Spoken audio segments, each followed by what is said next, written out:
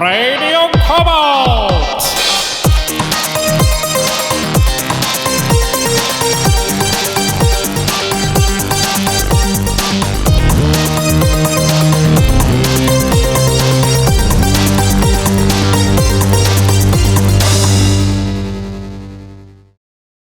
Hey guys, it's Owen from Mojang here. Welcome to Radio Cobalt. This is our first episode. Now, we're going to go through some discussions of Cobalt and maybe talk about some of the oncoming features and meet the devs. So, on my right, I have... Pontus Hammarberg, and I've been with Oxeye since the beginning and been working on Cobalt all along together with...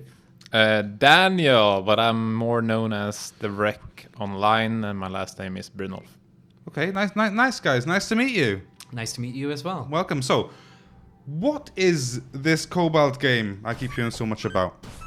Well, Cobalt is a two-dimensional platform game where you run and jump and you slow down time to avoid dangers, and you shoot your enemies or avoid them peacefully. But basically, it's a game about running, jumping, shooting, and Matrix slowing down time. So the time slows down when you're in danger, is that correct? That is correct, Owen. I could always almost imagine that you've played the game before. Yeah, indeed. So the way it happens is, I think when a bullet or a grenade comes close to your player, the time slows down, which enables you to do kind of super cool moves that you might not be able to pull off if it was running in full speed. That's kind of correct? And that's correct. And one of the main reasons we added that was because when we started playing Cobalt, when we in early development, we noticed that it was quite annoying that sometimes when you died, you didn't really know why you died. So we wanted to sort of show the player really, really clearly what happened. So that's how Slowdown entered the game. So is it, Daniel, is it primarily a single player or multiplayer experience? Oh, it's both. Yeah? Yeah, it works like...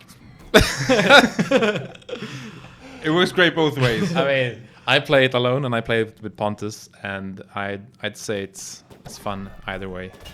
Nice. Well, it started off as a single-player experience game, but when we started developing that, it was supposed to be like a what do you call it? It's not. It was supposed to be a linear experience, but since we were only 3 people back then. 3 people, me, Daniel, and Jens, working on it. We realized that creating that much content for a linear game would be hard. So we started experimenting with multiplayer, and it was great fun. So we kept it, but we also kept the single player part of it. So it's basically both. What kind of gamers do you think Cobalt will appeal to? What kind of players do you think will enjoy it? People like me and Pontus.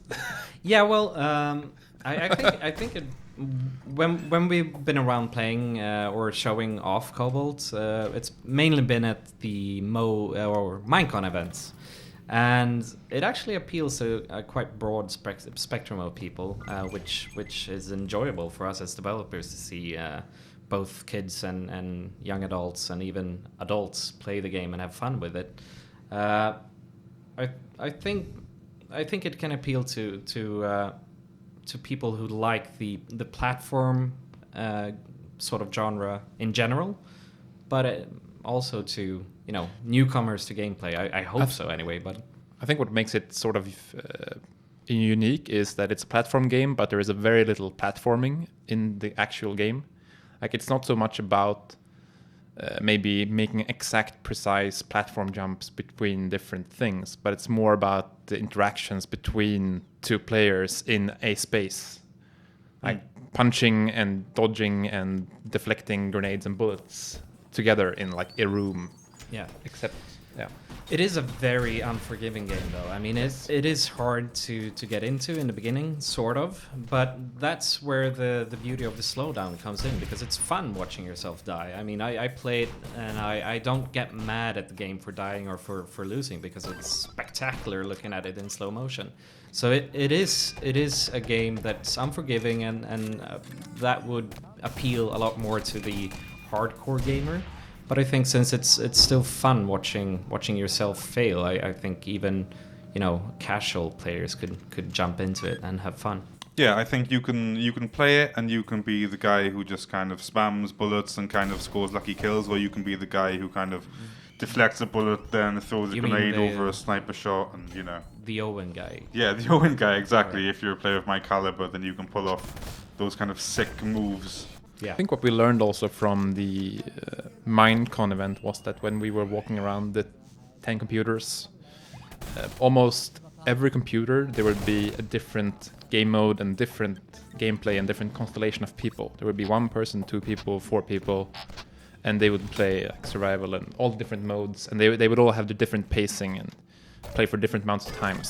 So Yeah. that sort of speaks to the broad spectrum of audience, I mean, guess. the game has been in development for a long time, and we've gone through different periods, and we've kept most of the development that we've added or you know polished on it, and so that makes the game kind of broad. You have a lot of different game modes, still within the platform genre, of course, but yeah, we've been developing it for quite a while now. Yeah. Cool. So the early development, that was the kind of very early PC build. I mean, it's been out for a year, over a year now, is it? Over a year, I would say since 2012. I think we released the alpha. Yeah. And yeah, we went to the first Minecon and showcased it, and shortly after that we released it. I remember joking that we weren't gonna be a Duke Nukem Forever story, but we're sort of approaching that point by now, but not really, but Yeah. almost. But now we have some confirmed new platform the Cobalt's coming out on, and as you mentioned, even today the PC build, which people can purchase, is still kind of an early build. It's not the final game. But tell us a bit more about the future platforms. All right, Daniel, do you wanna? Well, no.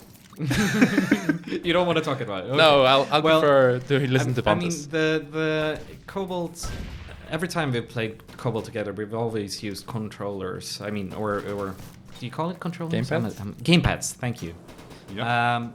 So we've always realized that it's a game that would fit really well on a console, and it's always been at the back of our heads and of Mojang's, of course, to actually port it to a console.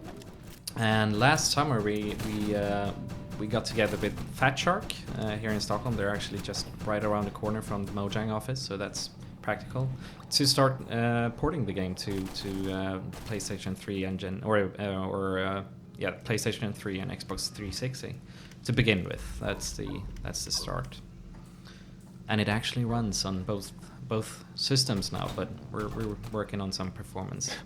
There's still a lot of work. Yes. But it sort of runs. Yeah, well, I remember even the first time they showed us it running on Xbox 360. I think it was only like a test screen or something, but it was an amazing feeling. Yeah. Cool. So we can expect that, I guess, coming out on 360 and PS3. Is it sometime this year or? Non-official, but this year is the dates we're talking about is definitely this year. Yeah.